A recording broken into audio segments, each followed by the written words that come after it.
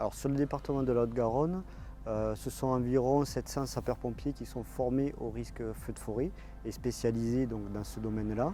Nous avons la possibilité d'armer des groupes d'intervention feu de forêt, qu'ils soient pour intervenir dans le département, mais également en renfort interdépartemental et au niveau zonal.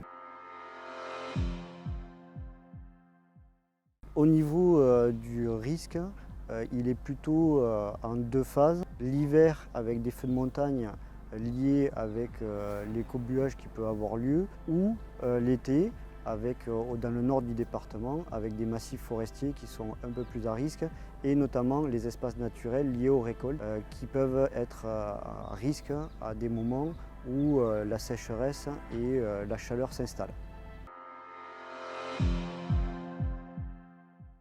Dans les zones à risque, on a la zone du piémont pyrénéen, donc pour la partie hivernale. Au niveau du nord du département, on va avoir la forêt de Bouconne, la forêt de Buzet et la montagne noire qui est à la limite entre la Haute-Garonne, l'Aude et le Tarn.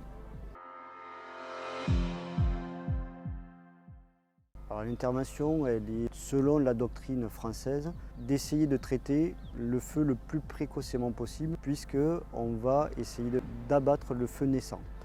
Pourquoi? Parce que c'est à ce moment-là qu'on va avoir une action la plus efficace et éviter que le feu ne dégénère et ne devienne incontrôlable. Donc c'est pour ça que la doctrine française donne toujours priorité au feu naissant. Ensuite, on va mettre en place des moyens humains et matériels le plus près possible des zones à risque, en étudiant les cartes météo, les cartes de danger qu'on va avoir, et en connaissant le terrain avec les différentes possibilités qu'on a, pour mettre en place des personnels et du matériel au plus proche des zones à risque, pour justement avoir le moins de temps de transport pour arriver sur les lieux. Ensuite, une fois qu'on est sur les lieux, on va essayer de contenir le feu dans son périmètre pour éviter qu'il ne se propage le plus rapidement possible en resserrant les flancs. Donc on part toujours de l'origine du feu pour remonter vers la tête et en essayant de contenir le feu dans ce périmètre-là.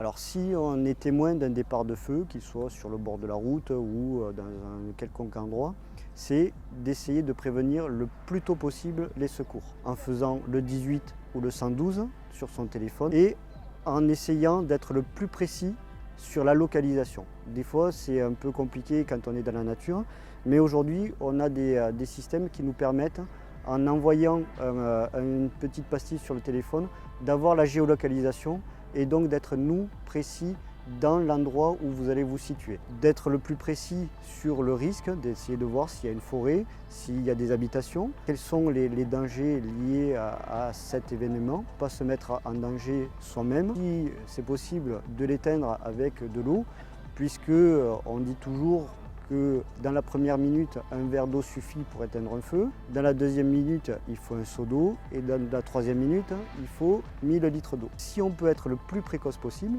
qui est toujours la doctrine française, ben il faut essayer de l'éteindre avant qu'il ne dégénère.